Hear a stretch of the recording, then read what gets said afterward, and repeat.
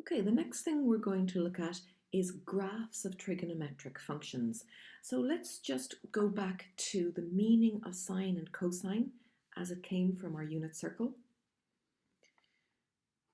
And we remember, if we have a unit circle with the center at 0, 0, radius is 1, then any point on that unit circle is given by cosine of the angle, sine of the angle. So sine is the y direction of a point on the unit circle. If I start down here, as I move around my circle, sine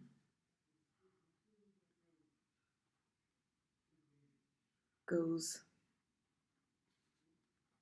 from 0 to 1. Why does it do that?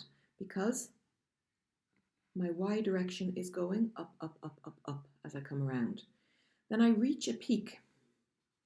So let's look at my table down here. I start at 0 degrees, and as I'm going around, sine is starting to increase, and when I get to 90 degrees, it's at 1.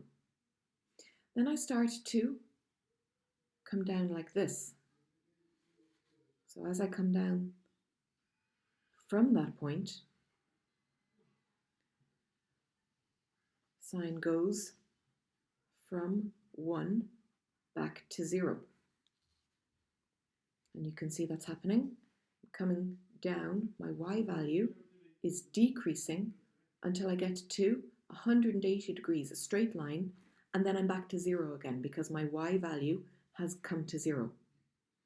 Then I start to come around here, and I'm starting at 0 and I'm going even further down until I get to -1 when I'm at a 3/4 circle, which is 270 degrees. It's 93 times. That's where the -1 is coming from here. And then 315 degrees is the halfway point here. So when I'm coming around here, starting at -1, but I'm starting to go up again. My y value is increasing from -1 up to 0. Okay, so what we have here is our standard input-output table. Sine is a function. And if I list my x values, my domain, so this is just like when we're plotting functions like graphing a cubic equation, a cubic function, or a quadratic function, you write down the different x values, you sub them into the function, and you get the y values. And then this gives us a bunch of points that we can plot. So we've got the point when I sub in 0, sine of 0 is 0. Sine of 45 is 0.7. Sine of 90 is 1. Sine of 135, 0.7. It's not exactly 0.7, but you can do it in your calculator, and so on and so forth. And we go all the way to 360 because we're trying to do a full circle. We're trying to look at what the graph of sine looks like when we do a full circle. So we have the points 0, 0, 45, 0.7, 1, this is the x's first, 91, 135, 0.7, and so on and so forth. And then we plot our graph. So our x values are going between 0 degrees and 360 degrees for a full circle. And we plot our points 0, 0. Well, on this they've plotted 30. So if we had 45, we'd be at 0.7. And at 90, we're up at 1. And 135.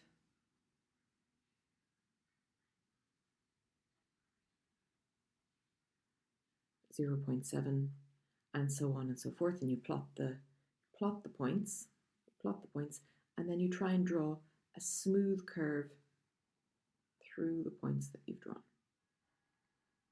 as smooth as you can. Now our input-output table, as is given in the notes, goes up in steps of 45 degrees, but the graph that was drawn actually went up in steps of 30 degrees. And the reason they went with those is because those are the standard angles, 30, 60, 45, that we're meant to know of, but we do get decimals for them as well. Okay, let's think about what happens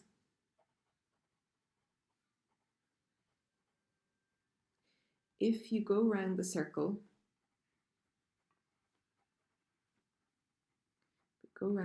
multiple times. What happens? Okay, so I'm back at 360 degrees. What if my x values started to go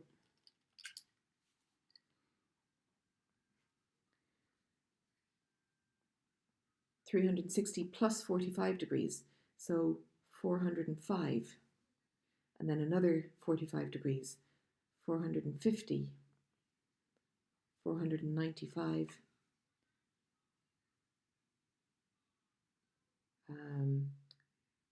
540, and so on. Well, you can type them into your calculator to find out, but then we're going to do a shortcut. So if we have sine of 405, we have 0.7 again. Sine of x, 0.7. If I do sine of 450, I've got 1, same as sine of 90. This one is going to give us 0.7. This one's going to give us 0, and so on. And what happens is the shape of the graph repeats.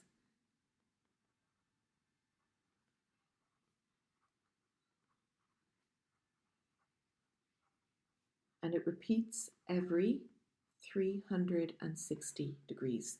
So my sine shape, my basic shape for the sine graph, is that it's oscillating, it's going up and down between 0 and 1 over and over and over again, like that. And every 360 degrees represents one full rotation. So every 360 degrees represents one full circle or one full rotation. So we have a name for graphs that repeat like this. Repeating graphs like this are called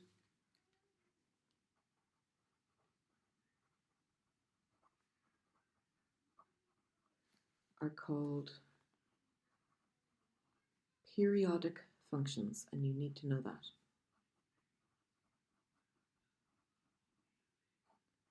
So they will often be referred to as periodic functions. Periodic meaning that they repeat after the same amount of time has passed every time. So the shape of sine repeats like this. Now, degrees, great, can fill them into our calculator really easily. Unfortunately, the Leading Cert is slightly obsessed with radians, and they will often ask you to plot the graph of sine not between 0 degrees and 360 degrees. So sine of x in the domain x between 360 and 0 degrees. That's what we have here. Or they might ask for it in the domain x between 0 radians and 2 pi radians. You can still do your calculations in degrees and just fill into your graph like this. So we remember 0 is still 0, that a full circle is 2 pi radians. Let's label up our x-axis so that it looks exactly the same, so that we fill in the radian measures for certain points. Halfway is pi radians, 90 degrees is pi over 2. If you look in your log tables, these values are actually given. So this one, 270, is 3 pi over 2. And the other values in between here, you can fill in. You could do 45 degrees maybe, pi over 4. 135 degrees, 3 pi over 4. 225 will be 5 pi over 4. You can do the conversion or you can learn these off. 315 is 7 pi over 4. So if you're asked to plot it with radian measure, you can still do your calculations, your input-output table, using the x values like this, using degrees. So it's a bit easier to put into the calculator, but just label your axes with radians like that. Now, okay, so you might be asked to plot it in the domain like this, just one circle, or they might ask you to go from 0 to 720, or they might even give you minus degrees, and you just type those into your calculator, get your input-output table. So if you're asked to plot,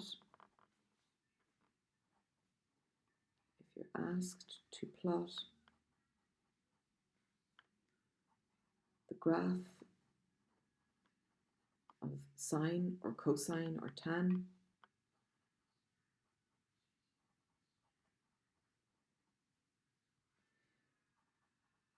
write down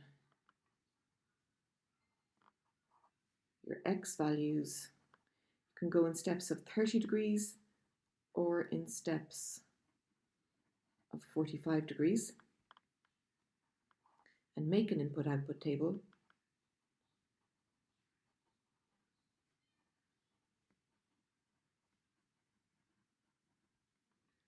Plot your points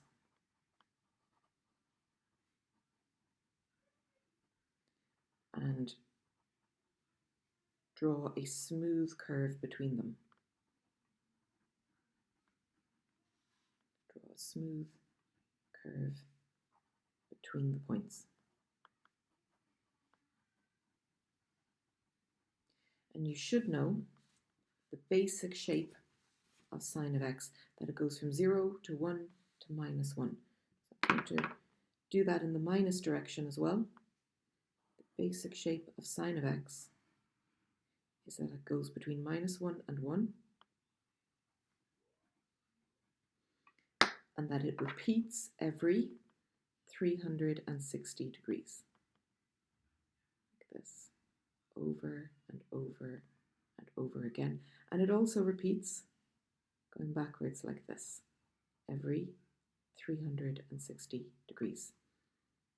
So if you're doing physics, you'll know about wavelength. So there we have one complete wave will always be 360 degrees wide. Same here, one complete wave will be 360 degrees wide. That is our graph of sine. Now, exactly the same idea applies when it comes to cosine. We might take a look at that on Monday. So there's just one last thing I want to do, which is that we want to be able to use the graph. So we're going to squeeze it in down here. Use the graph to estimate the value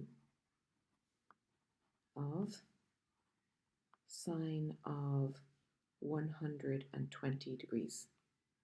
Okay, so this is just like what we would have done with our quadratic equations.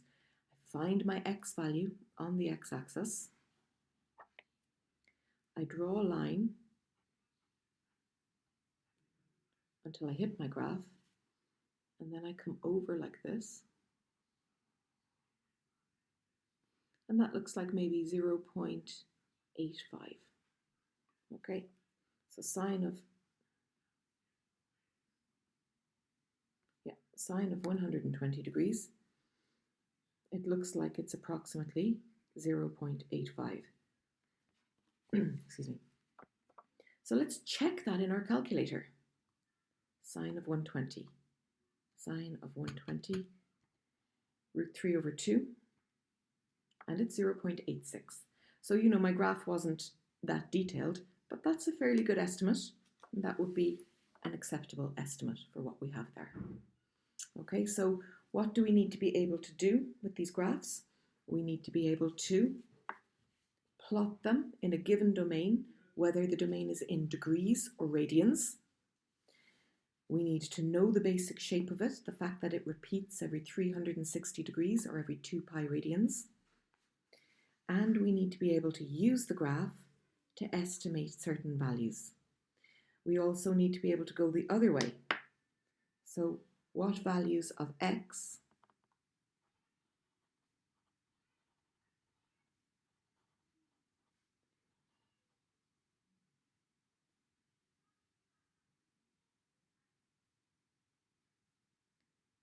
give sine of x equal to a half. So this time they've given me the output. I come to my graph, I find my halfway point, and it's here. The 1 is up there. So here's my halfway point, that's 0.5. And again, and you'll notice the question here, I said values. So I'm going to get more than one answer. And I look at everywhere that this horizontal line will cross my graph. Draw a horizontal line like this. And we can see that there's 2 points here. 30 degrees, and again, 150 degrees. You must show the marks on your graph if you're asked a question like this, or you won't get full marks. So the answer here is when x is equal to 30 degrees, sine of x is a half, and when x is equal to 150 degrees, sine of x is equal to a half. And you can check your answer on the calculator to see if it makes sense. Sine of 30, yes, that's a half. And sine of 150, that's a half as well. So I'm fairly satisfied with my answers. Okay, so tonight for homework, I'm going to ask you to practice with some sine graphs only. And on Monday, we'll go through the same thing, and it's exactly the same thing again for cosine, just the shape is very slightly different. That's the idea. Okay, thank you.